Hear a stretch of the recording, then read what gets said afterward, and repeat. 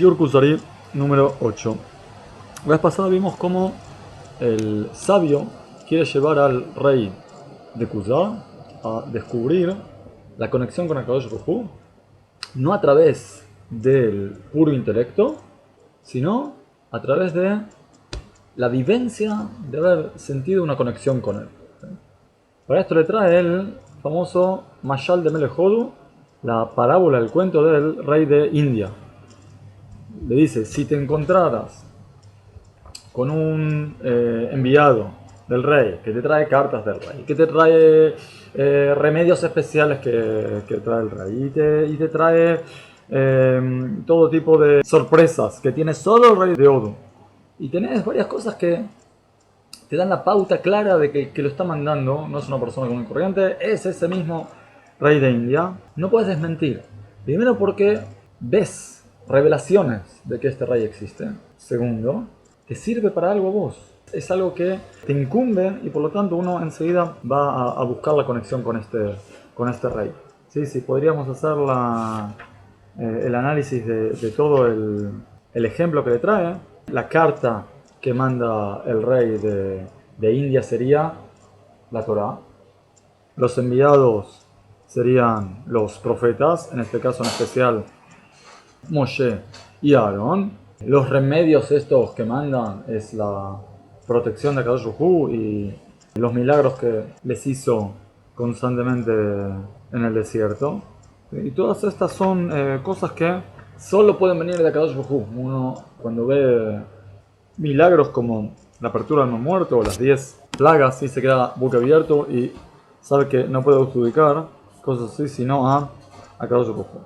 Muy bien. Después el rey dijo, si es así, que la conexión con Hashem y por lo tanto la recepción de la Torah está basada en la revelación que ustedes tuvieron, significa que la Torah es nada más que para ustedes.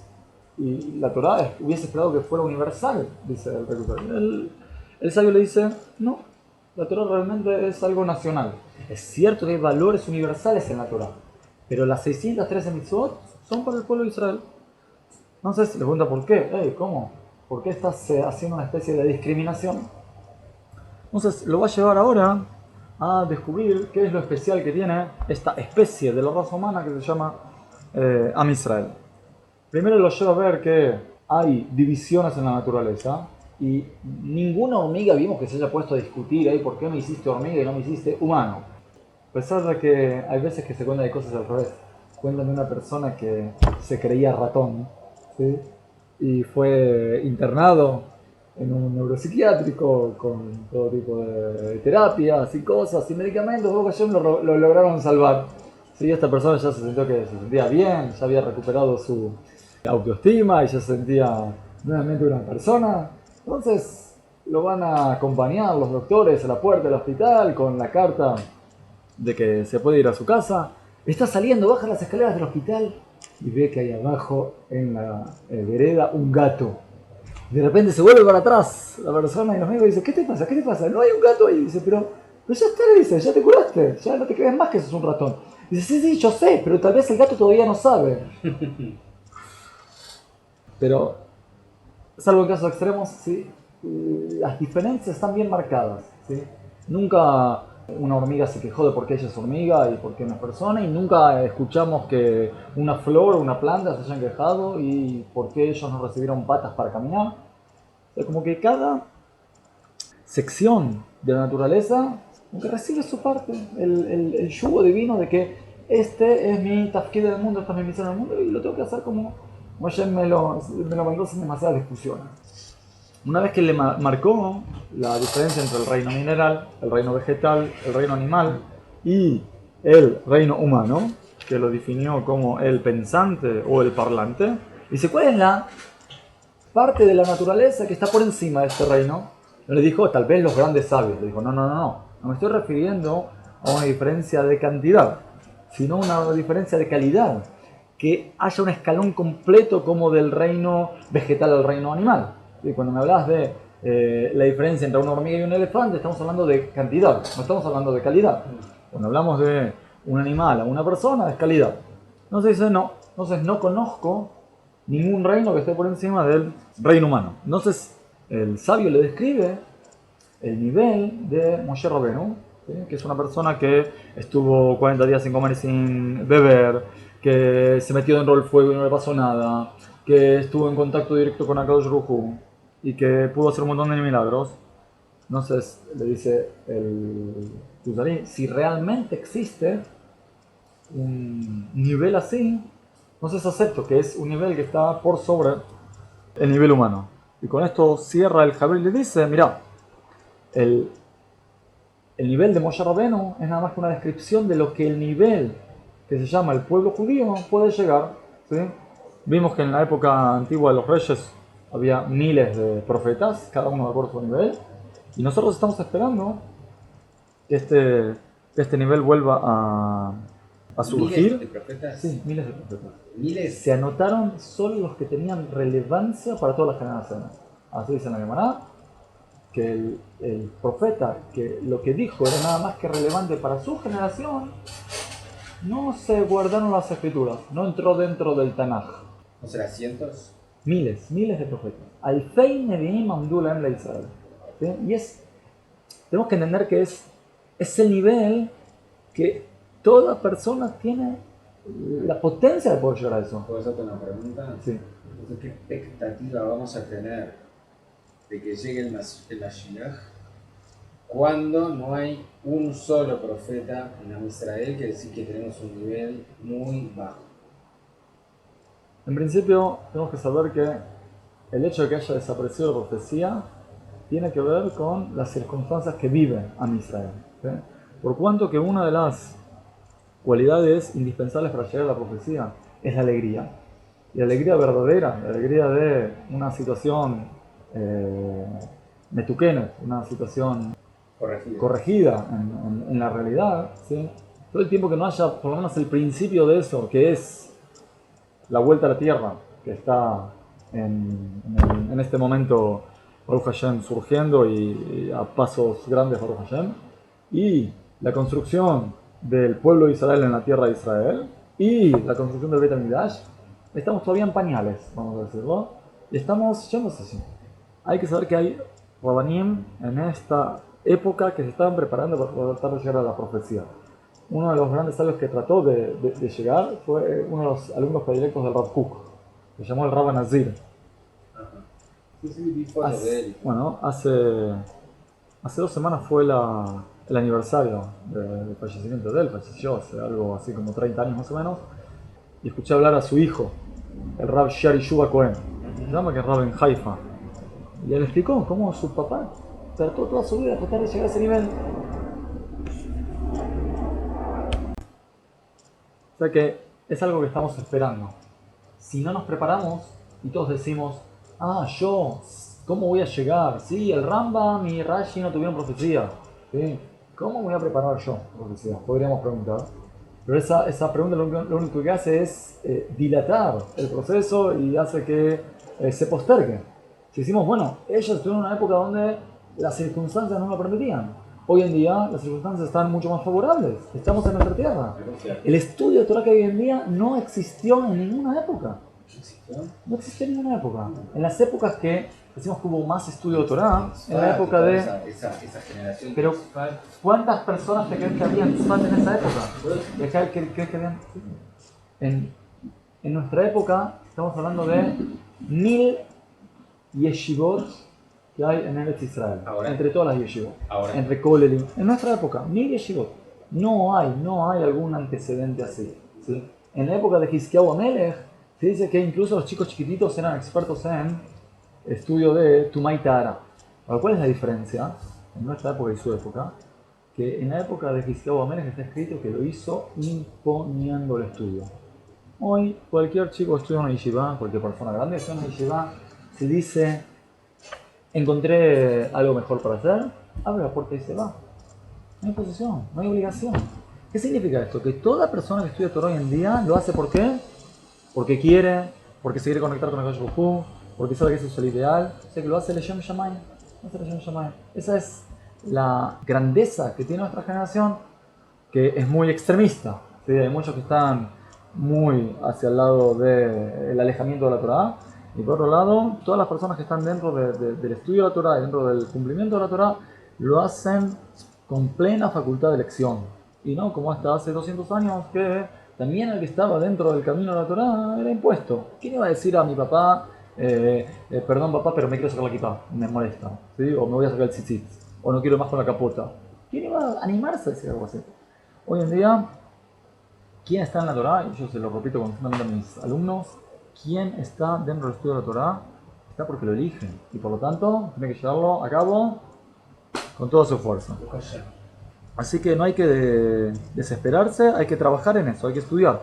Sobre todo, ¿qué? Explica el Rambam que por llegar a Nebuá, sobre todo estudio de Emuná, pensamiento judío, la conexión con Akadosh Baruj Hu, y por lo tanto estudiar libros como el Kuzari, libros como el Moreh Nebuchim, libros como el de Rabbi Sadia Gaon, libros como lo que escribió el Nazir, Rota Kodesh. Hay trabajo para hacer, pero estamos en camino.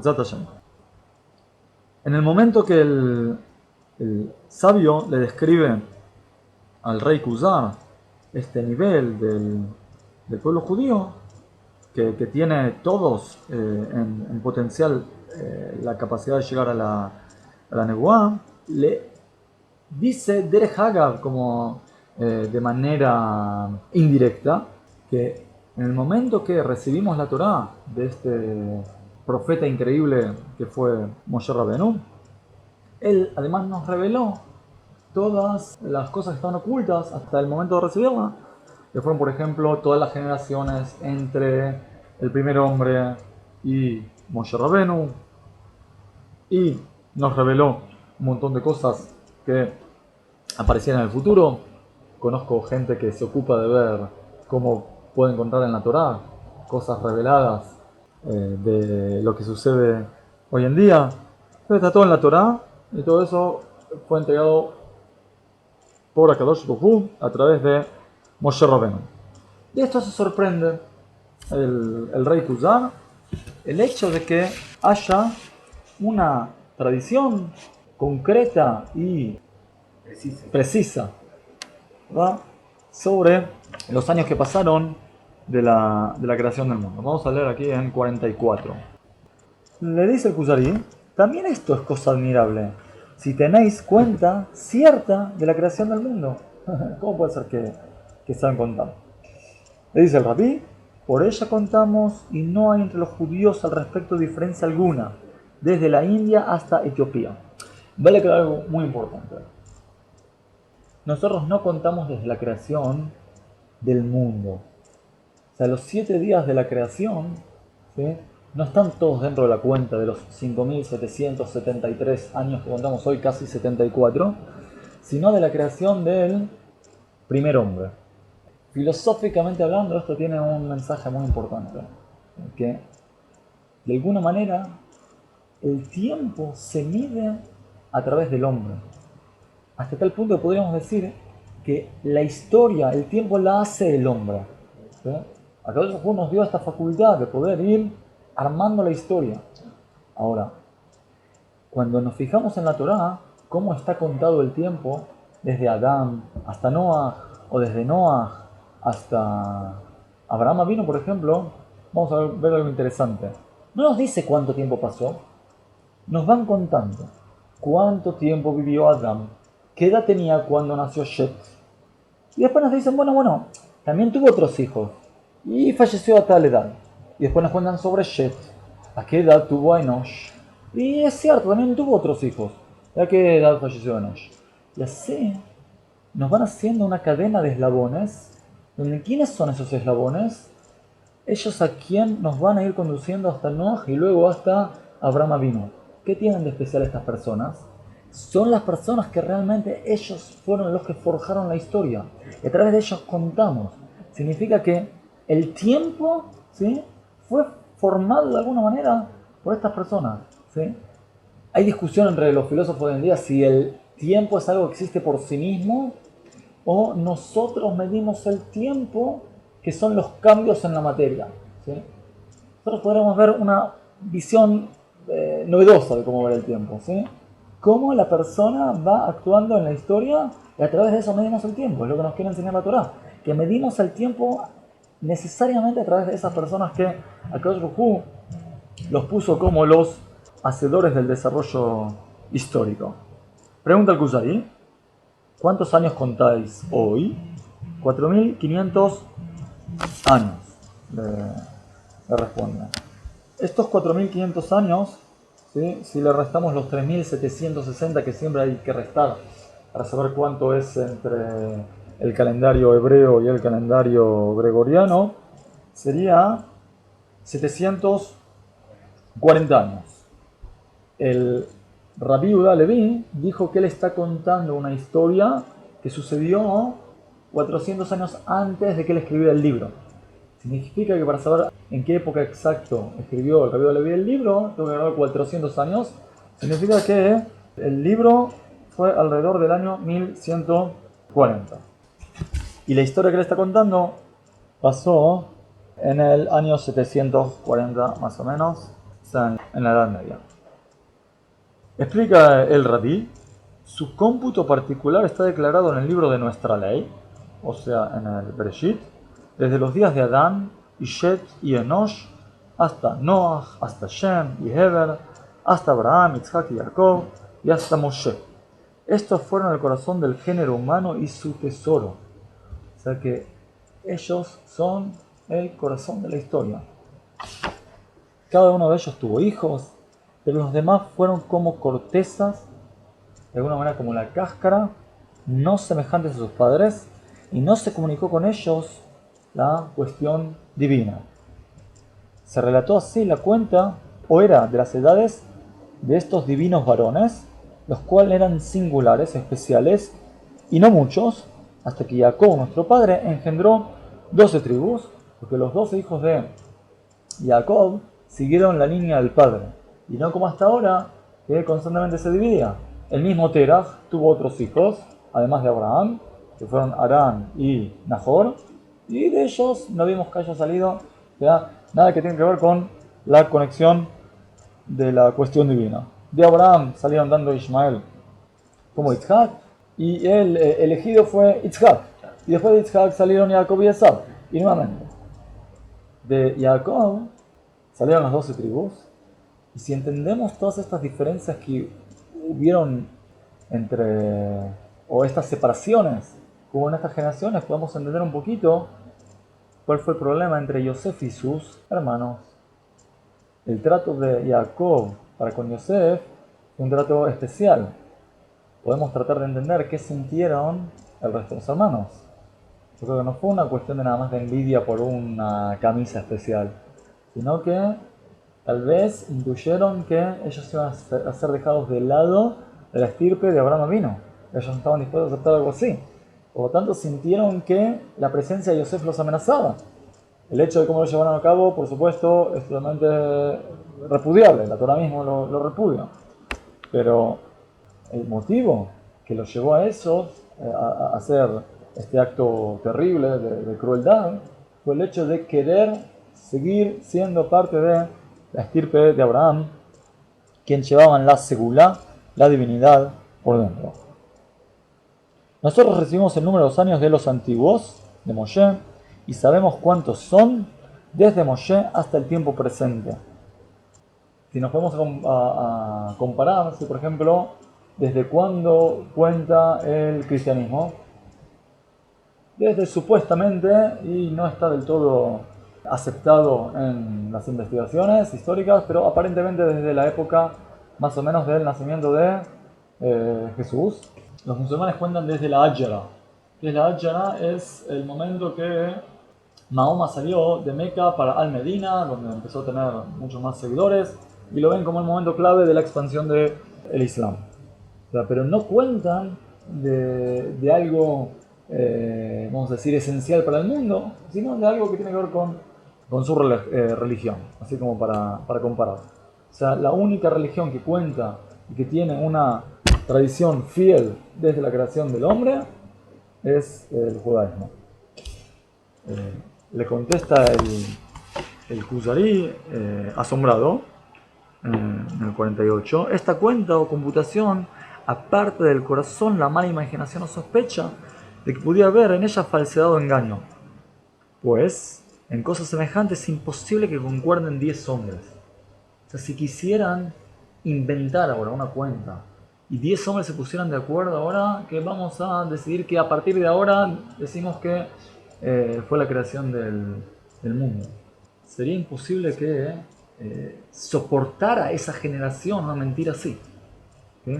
Enseguida empezarían a discutir. No estoy capaz de recibir una tradición que no la puedo probar. ¿Sí?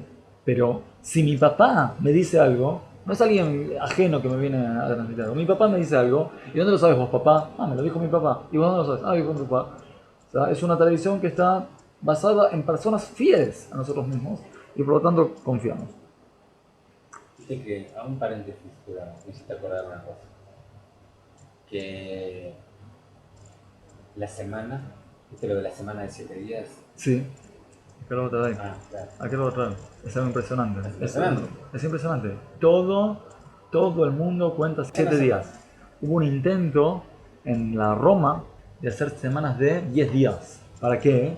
Para que haya un solo día de descanso en la semana dentro de 10 y trabajen más. Sí. Eso es lo que querían, sí. Pero no duró. Duró un par de años y no pudieron. Fíjate que en todo el mundo hay todo tipo de sistemas matemáticos, todo tipo de idiomas, todo tipo de lo que sea. Bueno, esto es lo que lo trae. Acá ahora enseguida es el próximo tema del Kusari. O sea que no podrían haberse puesto de acuerdo personas sin que se confunda y se venga a descubrir el secreto de su impostura, o a bien de refutar las palabras del que los quisiese persuadir y enseñarles tal cosa, si fuera falsa. Cuanto más en gran multitud de pueblo, en un cómputo de tiempo cercano. ¿Cómo podrían entrar la falsedad y la mentira? Recordemos que cuando Moshe trajo la novedad de todas estas generaciones, no fue ahora, fue hace 3000 años. O sea que, ¿cuánto habían pasado? 2000 y pico de años desde la creación del mundo. O sea, cuando yo vengo y te digo, mira, hubo alguien que se llamó Terach, ¿sí? A los judíos que estaban saliendo de Egipto. Es en dicho momento, vamos a verificar. Le voy a preguntar a mi abuelo. Mi abuelo tiene que saber sobre la ley así, porque me estás hablando de algo que no fue hace tanto tiempo, ¿sí? Y no se movieron, durante 200 años estuvieron en Egipto. No es como en otras épocas que cada 50, 60 años, ¡pac!, tenían que hacer las valijas e irse a otro país. O sea, fue un tiempo donde hubo bastante inamovilidad. O sea que los judíos que trabajaron en Egipto, por lo menos las primeras generaciones, conocieron a Jacob. Y Jacob obviamente les contó sobre Abraham. O sea que los judíos que salieron de Egipto tuvieron que haber escuchado necesariamente sobre Abraham Avinu. Por lo tanto, si no existió un tal Abraham Avinu, no puede venir Moshe y decirles, yo les quiero contar. Es como que alguien te venga hoy en día vos y te diga, bueno, te quiero contar una cosa. Tu bisabuelo vivió en Italia. ¿Aceptarías algo así? ¿Estás seguro? Sí, que no. Pero no, ¿conociste a tu bisabuelo?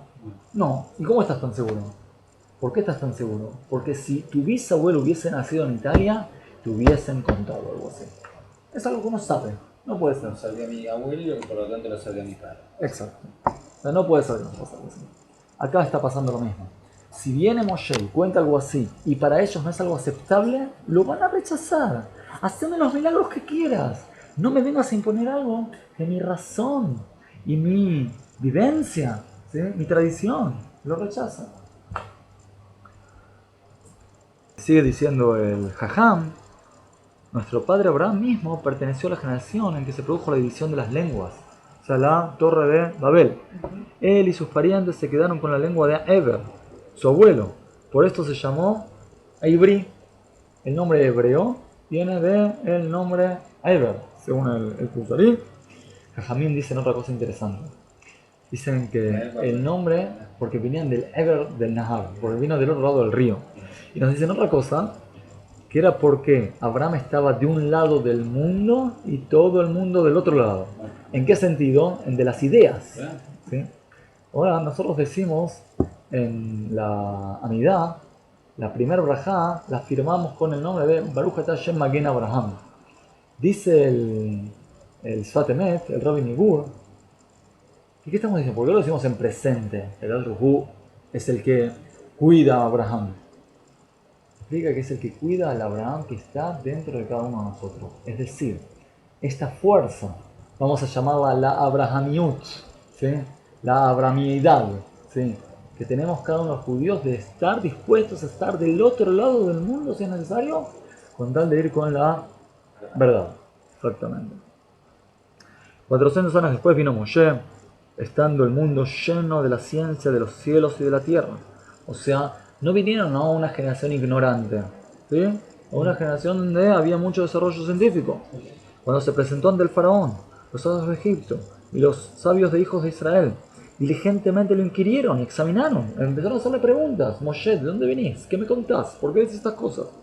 Porque no le creían con entera fe que el Creador hablara con los hombres hasta que les hizo oír sus palabras en los 10 mandamientos. Fíjate que el rey Cusa constantemente trata de desviar el tema, como que no quiere entrar directamente en este tema que es la conexión entre Hashem y el hombre. Por eso empezó a hablar de los años de la creación del mundo y otros temas que trata de traer por el costado para desviarlo. Y el sabio siempre lo vuelve al mismo tema.